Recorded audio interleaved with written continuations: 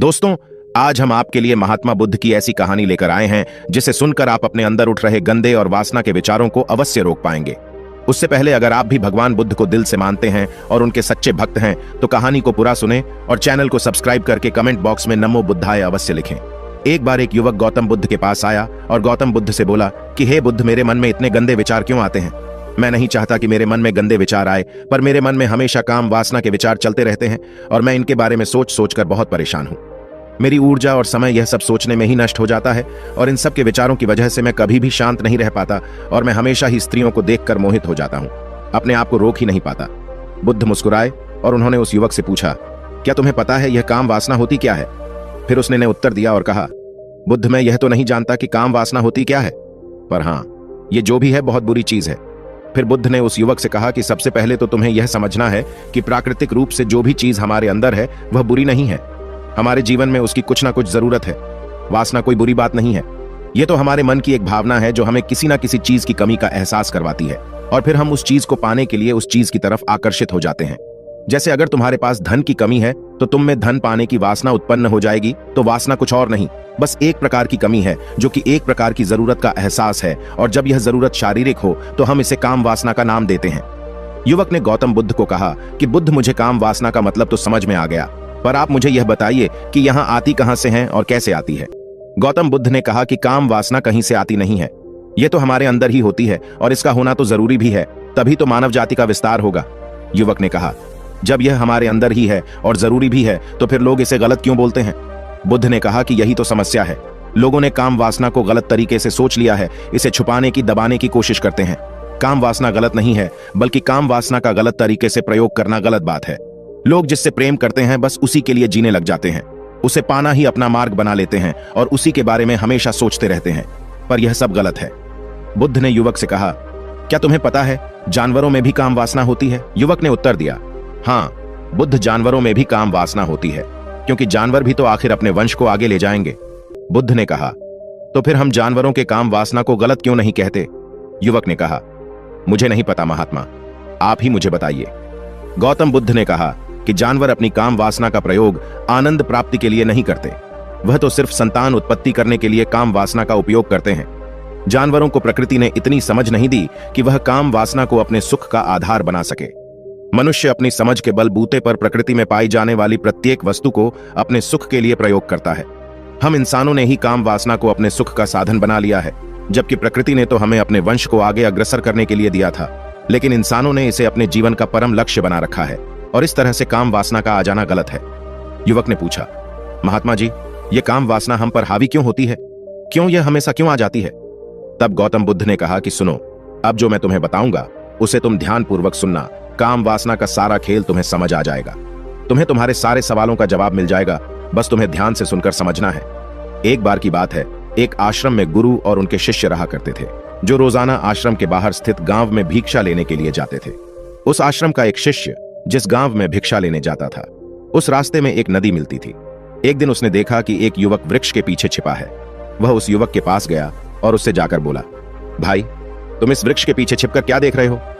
युवक ने कहा, अरे तुझे नहीं दिख रहा क्या कि मैं क्या देख रहा हूं? तब शिष्य ने नदी की तरफ देखा तो वहां पर कुछ युवतियां पानी भर रही थीं।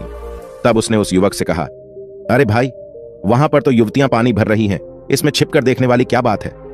तब वो युवक शिष्य की तरफ देखकर उससे कहता है, अरे पागल, तुम्हें दिखाई नहीं दे रहा क्या कि कैसे यह परियां नदी से पानी निकाल रही है? जरा उनकी अदाओं को तो देखो, उनके कोमल शरीर को देखो, उनकी पतली कमर मटके को उठाते समय बाल खाती है और उनके बाल उनकी कमर पर कैसे लहरा रहे हैं, मानो सुंदरता बिखर रही हो। शिष्य ने फिर नदी की तरफ देखा और इस बार वह इसे देखता ही चला गया। अभी तक तो कुछ भी नजर नहीं आ रहा था और वह बिल्कुल निर्भय था, उसे किसी भी बात का कोई डर नहीं था। लेकिन अब वो छिपने लगा और उन युवतियों को देखने लगा, और जब वो छिपकर उन युवतियों को देख रहा था तभी वह अचानक अंदर से कांप गया और उसने कहा कि यह मैं क्या कर रहा हूं? मैं जो कर रहा हूं वह सही नहीं है, मुझे यहां से चले जाना चाहिए। और फिर वह जल्दी से वहां से चला गया। वो आश्रम पहुंच जाता है। आश्रम जाकर वो अपने कार्यों में लग गया, लेकिन जो अभी वह देखकर आया था वही उसकी आंखों के सामने बार बार आ रहा था। उसके मन में वही दृश्य चल रहा था। उसका मन वही सब कुछ देखने के लिए उतावला हो रहा था। उसका किसी भी काम में मन नहीं लग रहा था। सुबह होते ही वह जल्दी ही भिक्षा के लिए आश्रम से निकल जाता और उस नदी के पास वाले वृक्ष के पास जाता जहां पर वह युवक पहले से मौजूद रहता था। उसके साथ मिलकर युवतियों को छुप छुप कर देखता था। अब वह रोज ऐसा करने लग गया। यह उसके रोज का काम हो गया। अब उस शिष्य का मन किसी भी काम में नहीं लगता था। वो हमेशा ही किसी न किसी प्रकार के विचार में उलझा रहता। वो आश्रम के कार्यों को भी ठीक तरीके से नहीं कर रहा था। ना वो ठीक से सो पाता था, ना वो ठीक से खाना खा पाता था। उसका मन बेचैन सा रहता था। उसका मन बार बार उन युवतियों के सौंदर्य को देखने के लिए लालायित होता रहता था। जब गुरु दीक्षा देते तब भी उसका मन कहीं और विचारों में खोया रहता था। गुरु ने अपने शिष्य की इन हरकतों को भांप लिया था। तब एक दिन गुरु ने शिष्य को अपने पास बुलाया और कहा कि आज से मैं भी तुम्हारे साथ भिक्षा मांगने चलूंगा। तुम और मैं साथ साथ भिक्षा मांगने चलेंगे। तभी शिष्य गुरु को मना करते हुए बोला, नहीं गुरुदेव, आप परेशान क्यों हो रहे हो? मैं अकेला ही ठीक से भिक्षा मांग सकता हूं। गुरु ने शिष्य से कहा कि ठीक है, तुम अकेले ही भिक्षा मांगने जाओ। शिष्य तुरंत वहां से भिक्षा मांगने के लिए निकल गया। उसके जाने के बाद गुरु भी आश्रम से निकल गए और शिष्य का पीछा करने लगे कि वो कहा जाता है, किससे मिलता है। ये सब देखने के लिए उसके पीछे पीछे चलने लगे। कुछ आगे जाने के बाद गुरु ने देखा कि उनका शिष्य एक युवक के साथ एक वृक्ष के पीछे अपराधी की तरह छिपा हुआ है और छिपकर कुछ देख रहा था। गुरु भी अपने शिष्य के पीछे गए कि आखिर उनका शिष्य क्या देख रहा है, जिसे देखने के लिए वो वृक्ष के पीछे अपराधियों की तरह छिपा हुआ है। गुरु ने देखा कि उनका शिष्य वृक्ष के पीछे छुपकर युवतियों को देख रहा था, जो कि नदी से पानी भर रही थी। तभी गुरु ने शिष्य को कहा कि तुम क्या देख रहे हो? अपने गुरु की आवाज सुनकर वह शिष्य घबरा गया और उसके पसीने छूटने लगे। वह थर थर कांपने लगा, जैसे किसी चोर को चोरी करते समय रंगे हाथों धर लिया हो। उसकी हालत खराब हो गई। वह कुछ भी नहीं बोल रहा था। उसके मुंह से कुछ टूटे फूटे शब्द ही बाहर निकल रहे थे। वो अपने गुरु से नजर भी नहीं मिला पा रहा था। गुरु ने शिष्य की तरफ देखा और कहा कि मेरा शिष्य तो निर्भय था, उसे तो किसी भी चीज का डर नहीं था, लेकिन यह क्या, तुम तो डर के मारे कांप रहे हो।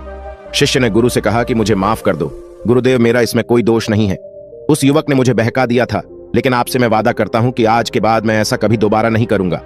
मुझे माफ कर दो। गुरु ने शिष्य से कहा कि कोई बात नहीं, पर इस बात का तुम ध्यान रखना कि हम जैसी संगति करते हैं वैसा ही फल हमें प्राप्त होता है। उसके विचार हमारे अंदर प्रवेश करते हैं, इसीलिए अच्छी संगति करो जिससे तुम्हारे अंदर अच्छे विचारों का प्रवेश हो। फिर गुरु और शिष्य आश्रम लौट आए और फिर से आश्रम के कार्यों पर ध्यान देने लगे। उसने उस रास्ते को त्याग दिया और दूसरे रास्ते से जाने लगा।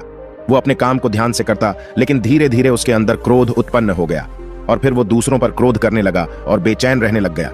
अब वो सही समय पर भोजन भी नहीं करता था। वह भोजन भी बहुत कम खाता था। एक रात गुरु शिष्य के पास आए और उसे बोले कि अब तक तुम कितनी बार अपने वादे से मुकर चुके हो। यह सुनकर शिष्य अपने गुरु के चरणों में गिर गया और रोने लगा। रोते रोते ही उसने गुरु से कहा कि गुरुदेव, मैं कई बार अपना वादा भूला हूं, फिर वादा कर लेता हूं, लेकिन हर बार मैं वादा भुला देता हूं।